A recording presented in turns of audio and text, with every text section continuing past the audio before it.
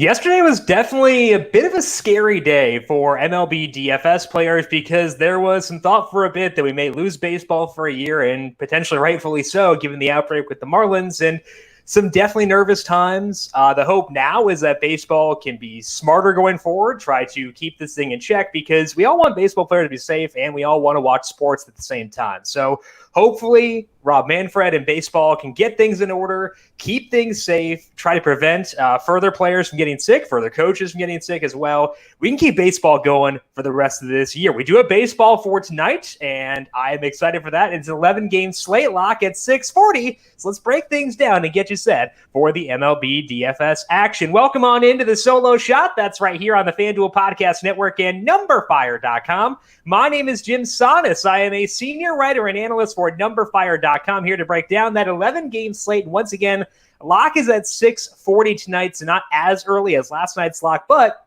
we also do have some West Coast games in the mix for tonight, so may not have all lineups by the time we get to lock. I believe the last game starts at 9:30, so potentially should have all lineups by 6:40, but regardless, additional complications that were not in place last night. Hopefully the weather will be better this time around, fewer concerns around that, and thankfully it does look like that will be the case. First weather note for this slate: in Detroit, for the Tigers and the Royals, winds are blowing out at 10 miles per hour, so bump up hitters in that one. There are 3 colder games on this slate with temperatures below 80 degrees. It's weird to say colder when it's below 80 because I'm from Minnesota, and like 75 is kind of warm, but hey, whatever. We'll go with below 80 degrees. Those games are the Angels and Mariners out in Anaheim. That one is at 73 degrees.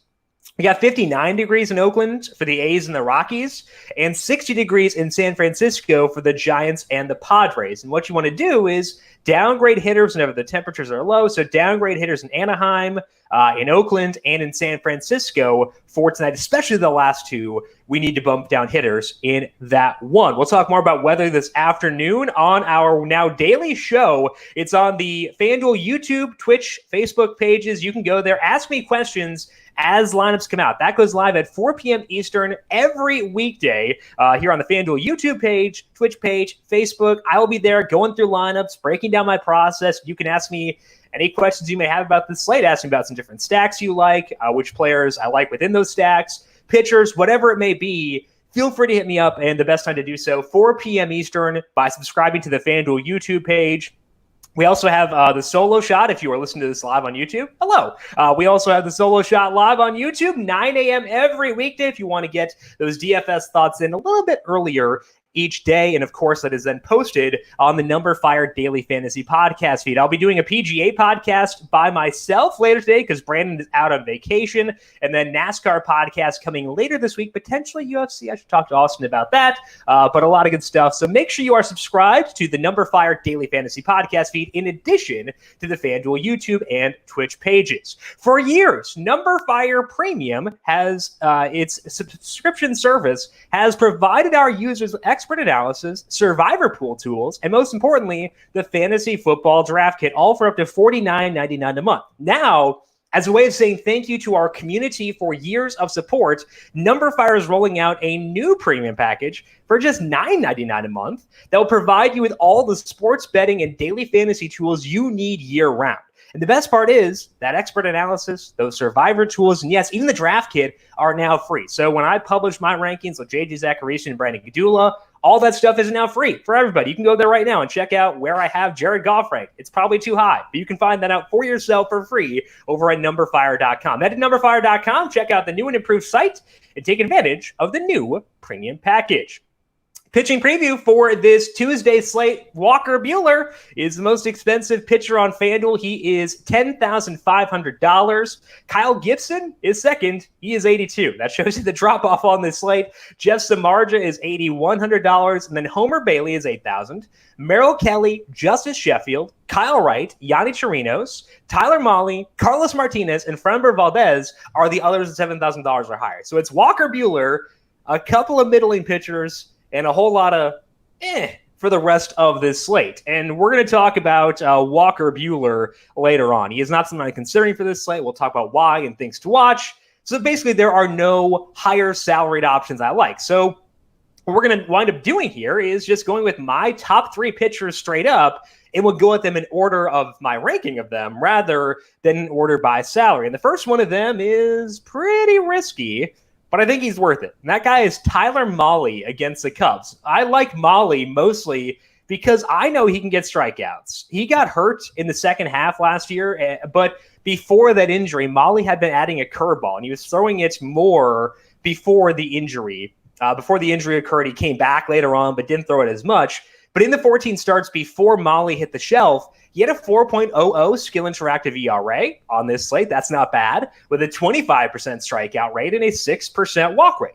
He didn't get a ton of swinging strikes, so we could see that strikeout number come down. In 14 starts, not an overly robust sample, so you do want to put more weight on swinging strike rate than on strikeout rate, but he's facing the Cubs. They are a team who will strike out every now and then. A 23% strikeout rate against righties last year based on their current active roster, which, again, you can find over at FanGraphs. So this could go well. It could suck, but that's true for every pitcher on this slate. If you are looking for a pitcher who is quote-unquote safe, you're not going to play DFS tonight because they don't exist. It's number 5 starters across the board. So basically, I'm kind of ignoring floor, just looking for ceiling. And when I do that, I think that Mahle has one of the best paths to a big game for tonight. So Tyler Mahle, going to be my number 1 pitcher for tonight, $7,200, and not a lot of salary to burn over there. And I definitely am intrigued by it because it allows us to go wherever we want with our stacks. Outside of Mahle, I am just looking for guys who might pitch deep into the game without being totally terrible. That's a really high bar to set, I know. But one of them could be Kyle Gibson. And Gibson is generally a guy who can go long at times, but most importantly, Gibson went 84 pitches in his final tune-up, and that is longer than most of the guys on this slate, which means we can expect Gibson to be mostly stretched out for this game. Looking back at last year, Gibson's ERA, the results weren't that good, but he had decent peripherals at times. He threw his sinker less often, which is always a good thing, and he threw more sliders in 13 starts from late June to August before he kind of got shut down, kind of got moved to the bullpen. It was a weird situation, but in those 13 starts, he had a 4.24 skill interactive ERA with a 21% strikeout rate and a 36% hard hit rate. Most slates don't care. Doesn't matter. I'm not touching that. Here, at longer length, I can get behind it. It's not a great matchup, but it's also not terrible either. He's facing the Diamondbacks, who have a 96 WRC plus against righties with a 22% strikeout rate, roughly a league average offense. And remember, this is a better home park than last year. That's true for both Gibson, who was at Target Field this time of year. It's very hot there. And it's also true for the Rangers with this having a retractable roof. So again, this is not something we'd usually do. Usually a guy with a 21% strikeout rate is closer to stack worthy than pitcher worthy. But I do think here it makes a good amount of sense. I expect Gibson to stay in this game a good amount of time. That's not true for most pitchers on the slate. So I think that Gibson is worth our consideration despite his imperfections for tonight. For the third pitcher, I don't think it's outrageous to consider Homer Bailey against the Cardinals. And I was looking for Homer Bailey's pitch counts in his exhibition games, and when you Twitter search Homer Bailey, you see a lot of not so kind tweets. But I think that, it's justifiable here. Part of that is because of the matchup. The Cardinals' active roster against righties last year had just a 94 WRC plus with a 24% strikeout rate. So they strike out. They're overall not that great. They do make a lot of hard contact. And that's why Bailey is third on this list rather than being ahead of guys like Mahle and like Gibson. But I think the length here should be decent. Bailey in those exhibition starts 2 times ago, 78 pitches, went 68 in his final tune-up. We saw some guys scale back down for that final start so they would be fresh heading into their first real one. Bailey at 78 and then 68. So I think if we're setting a projection, I think it'd be pretty reasonable to expect Bailey to go about 90 pitches for tonight. And on this slate, that's honestly not that bad.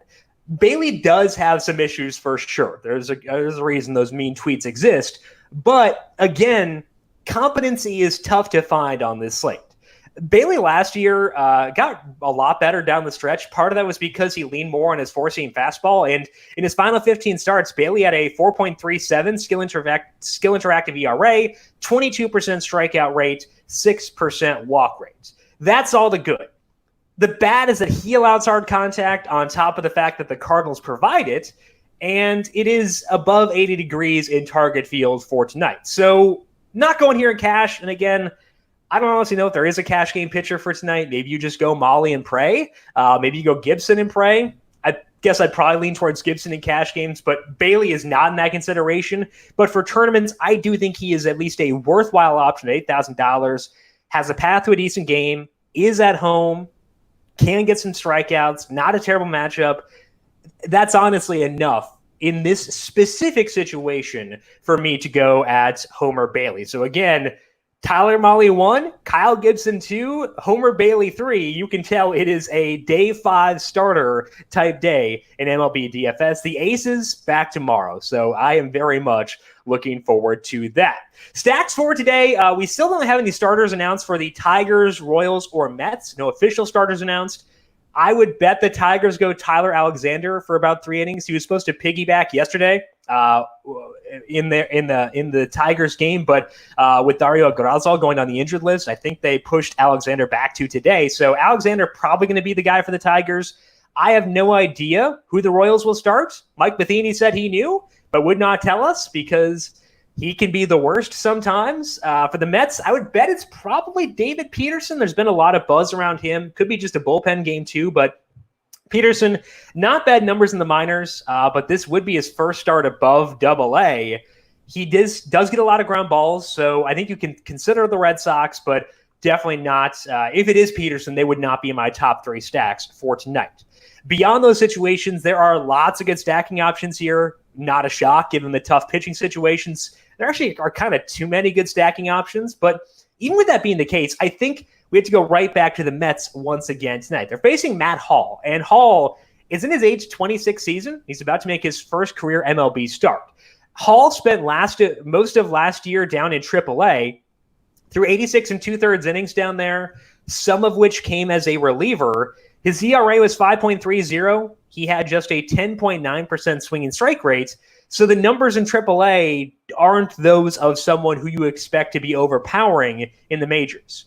Hall did get some time in the majors, 13% walk rate in a small sample, just an 8.9% swinging strike rate. So he kind of seems like he will be a guy with a higher strikeout rate than you would expect.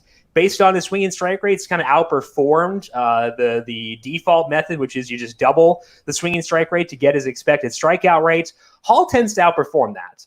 But he's not a huge ground ball guy, doesn't seem overpowering, and that's enough for me at least to get jazzed about this Mets offense. And it also helps the Mets have a lot of righties. We were talking about their lefties yesterday, but I think the righties here, definitely good options. Pete Alonso, moonshot, laser dinger last night. Yoenis Cespedes, JD Justong's Davis, they're all righties with a lot of power. Ahmed Rosario had good enough numbers last year against lefties where we could go to him, especially if he's batting leadoff once again. And I'm also not opposed to Michael Conforto or Jeff McNeil against the lefty. Conforto, I think I would describe him as being better than you expect against lefties based on last year's numbers. The results weren't great, but the batted ball numbers are pretty good, and it was not an overbearing strikeout rate. So Alonso is arguably the top hitter on tonight's slate, and all the rest of the guys are definitely options too. I think we're just going to be stacking against the Red Sox pretty much all year this year.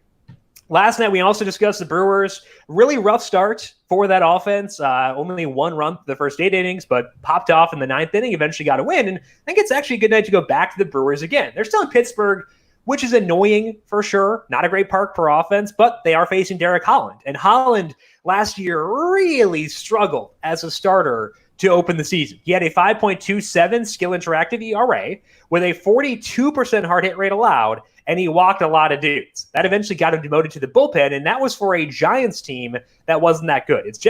You generally want to trust the actions of a team, and when a bad team demotes a pitcher to the bullpen, probably not a good sign. For the full season, Holland had a 6.08 ERA, allowed a 44% hard hit rate despite a lot of that coming in the bullpen. Now he moves back into the rotation.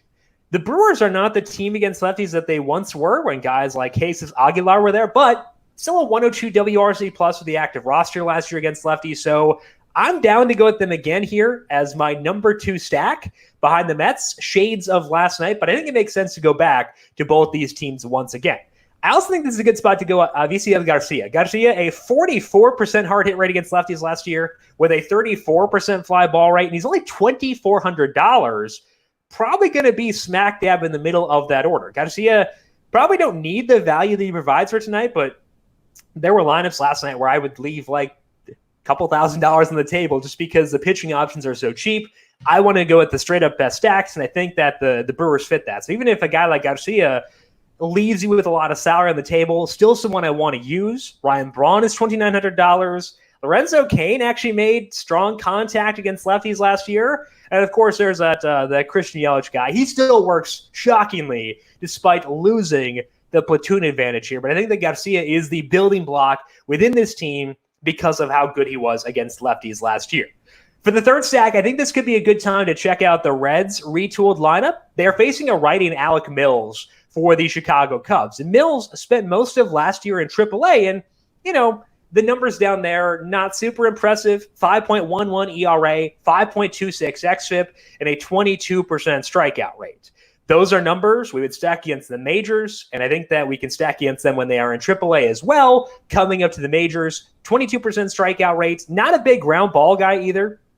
A 40% ground ball rate for Mills in AAA. Did get a call to the majors, a 36-inning sample in that time, and, he didn't actually do too poorly when Mills was in the majors. 36 innings, not a non-existent sample, but it's also not overly robust. I think the other thing here that we want to look at is decision-making of teams. Originally, their plan was to piggyback Mills with John Lester within the rotation. But then Jose Quintana got hurt, and now they had to put Mills as being a full-time starter.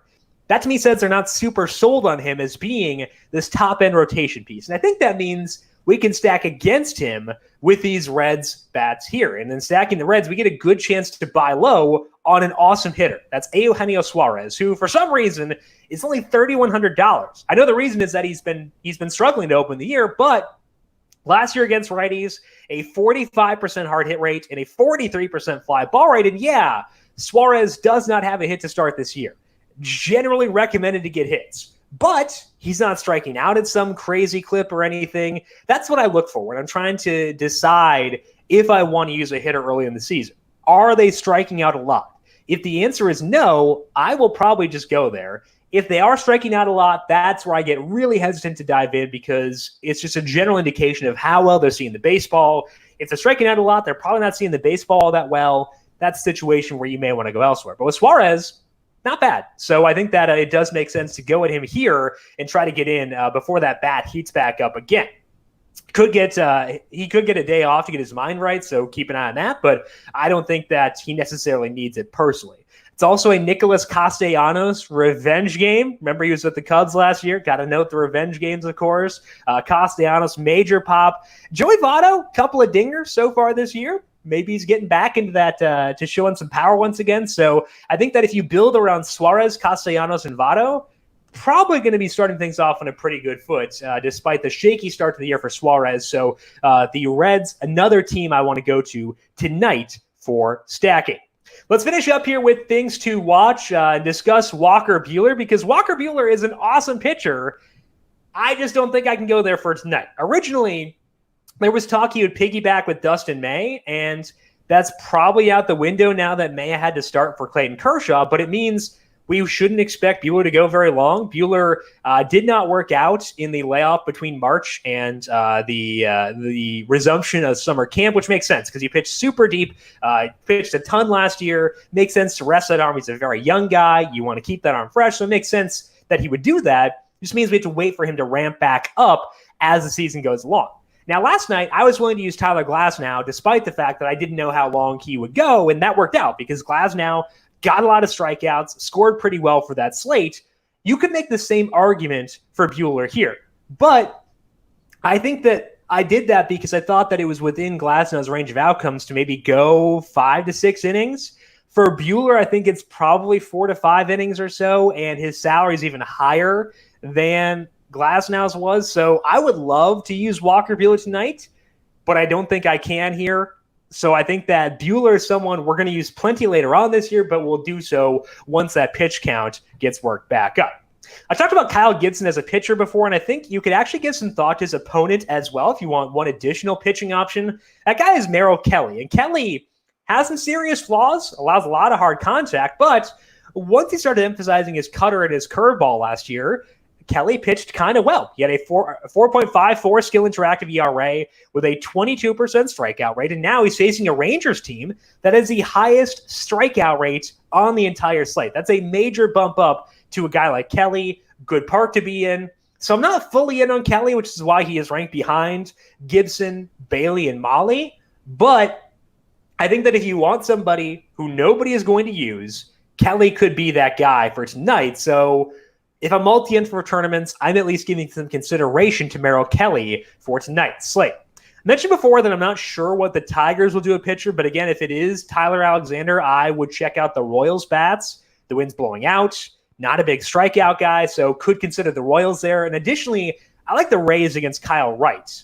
It may not be fully right tonight, W-R-I-G-H-T, not R-I-G-H-T. It could be kind of a short outing for Kyle Wright tonight, but really struggled last year in the majors. 5.66 skill interactive ERA, 8.5% swinging strike rate. Not great numbers. He did used to get ground balls in the lower minors, but that's not a big part of his resume right now. So the Rays are another option for hitters, along with the Royals, outside of the stacks that we discussed. But again, I think the stacks for tonight revolve around the Mets and then around the Brewers and then around the Reds in that specific order. So hopefully enough good options, both at pitcher and a hitter for you tonight. Again, may not be a night for cash games just because the pitching options are so scary. I think I would go Gibson if I had to go with a cash game lineup, but you never have to. You can always justify going all in on tournaments, gravitating towards cash when the pitching slates are better. I think that may be an okay route to take for tonight. That is all that we have for the solo shot for today. But again, a reminder, we are back again at 4 p.m. Eastern on the FanDuel YouTube, Twitch, and Facebook pages. Go there, ask some questions about this slate. If you have any questions you want me to ask, hit me up there, 4 p.m. Eastern time on the FanDuel YouTube page and other places as well. If you have questions before then, I am on Twitter at JimSannes, JimSannes. You can also follow the FanDuel Podcast Network at FanDuel Podcast, and make sure you are subscribed to the numberFire Daily Fantasy Podcast feed. PGA Podcast coming up later today, again, with just myself, no Brandon, so the picks will not be as good. I will tell you that because Brandon is a gem when it comes to PGA. Big thank you, as always, to Calvin Theobald, our video producer. Cal, thank you once again for jumping on this ride with us. It is very much appreciated. And thank you to everyone for tuning in. Hopefully things have gone well for you so far in MLB DFS. Hopefully we continue to have MLB DFS for the rest of the season. Hopefully people are staying safe and staying healthy out there. Good luck tonight. We'll talk to you again soon. This has been the solo shot right here on the FanDuel Podcast Network.